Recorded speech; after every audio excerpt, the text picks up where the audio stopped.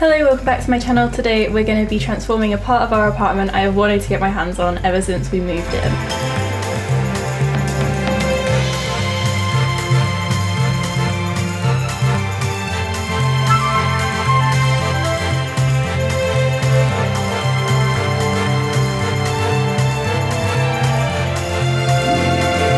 So this is completely and utterly inspired by The Weekender. We don't have a Lowe's here in England, so I had to make do with what we have.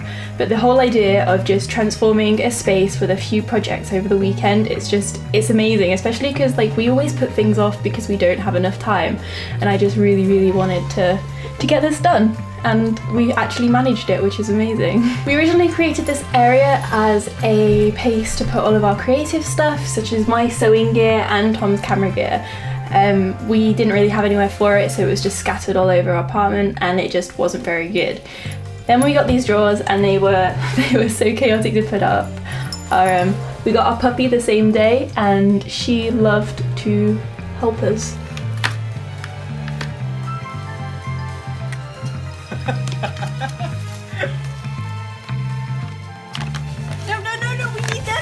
The first project I wanted to do was a marble countertop. This is probably the most YouTube, Instagram thing to exist and it's been done a million times before, but I wanted to do it just slightly a bit different because my vision of it was slightly thicker than like the usual cover a table with just contact paper. So I measured the top of the set of drawers and then we went to B&Q and got a piece of chipboard cut exactly to that size. This is so easy for us because we do live in a very small apartment and we don't have a garden, so cutting it ourselves would have been pretty much impossible. Then we let it sit around in our apartment for about 2 weeks, so when it actually came to doing it, the board was a little bit, it wasn't very happy, but it's okay. We took some sandpaper to that and just filed down the edges to make them smoother, and then we just put the contact paper on, and it is not as easy as it looks. This was my first time properly doing contact paper.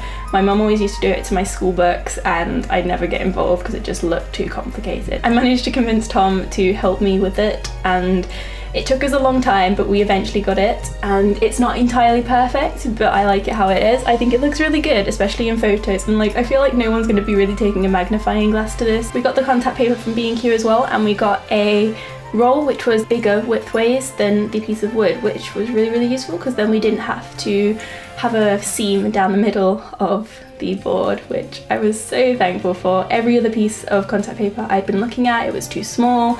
We would have had to like try and match the marble pattern up, would have been too difficult, and it was worth paying like the little bit extra just so that we could, number one, get it like straight away and get it to fit, and it made life a little bit easier. Second project was the picture frames. So both Tom and I really like having prints on the walls, however the frames for them are actually really expensive, especially when you start looking at the bigger sized prints like not A4 and stuff. When we were at IKEA I was looking for some cheap frames and I found the perfect ones. They were the exact colour I wanted and size, but they were still £10 a frame, which is a lot of money to pay for a picture frame, at least in my opinion.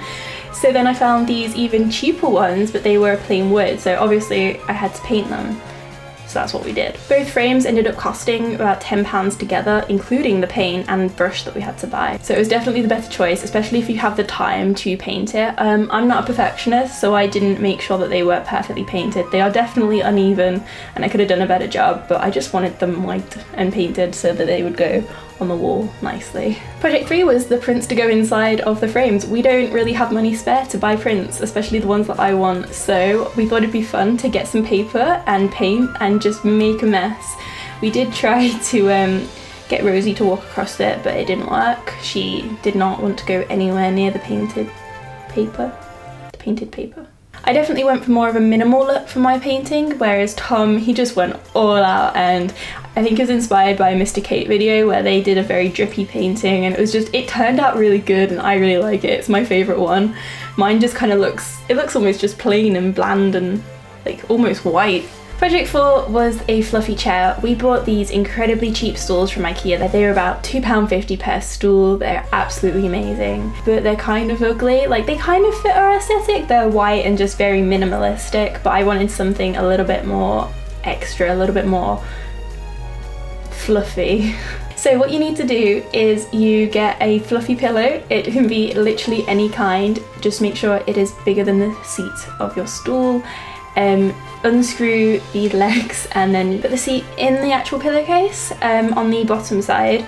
Use some scissors to cut holes for the screw things to stick out, and then zip it back up and put the legs on and re-screw them in, and that is it. It's done. It's so easy. It took me about 5 minutes, not including taking the screws out the first time. We didn't have the right screwdriver, it was a bit of a mess, but it turned out really well and I really like it. And it is incredibly comfortable, a lot more comfortable than the original stall, of which we have 4 more, so I am considering doing it to the rest of them.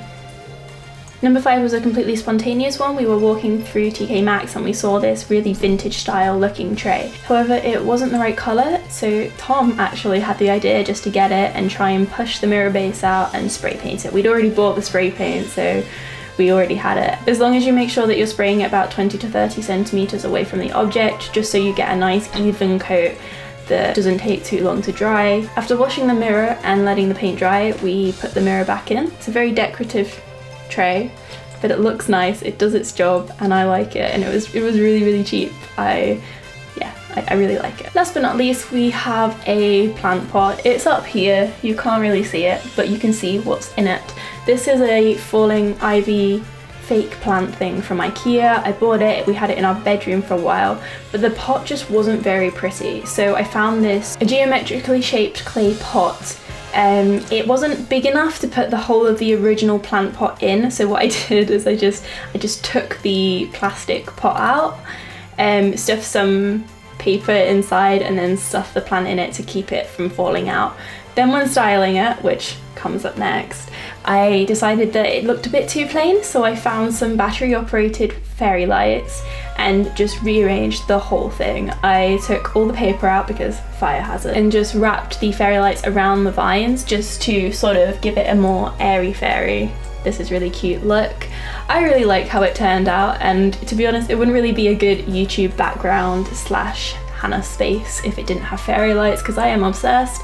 I know they're tacky, but I just love them so much. When it came to styling the space, I knew I had to keep my sewing machine on show because I want to start using it again. There's a lot of projects I want to do this year with it, so that was the main element. I then just added the tray with a few candles that fit the aesthetic, again from TK Maxx. That was only my second time going in there, and it was just amazing. Their home section is so random and odd, and everything's just like one-off. I placed the frames at an equal height, about equal lengths away from each other. We did it by eye, there was no measurements involved, but it looks nice in the end. I have my cacti that were previously here, but they were just hidden by cameras and stuff that we'd left on the countertop. And then of course I put the vine plant on top of this utility cupboard thing and let it drape. We used a bit of sticky tape to mould it to where it wanted to go. It didn't know it wanted to go there, but it was gonna go there anyway. I then added a bag as well because decoration, I had a bag there before, why not add another one? This one fits my aesthetic at the moment. I really am obsessed with just stars and delicate details, and I love this bag and I love this background, so why not?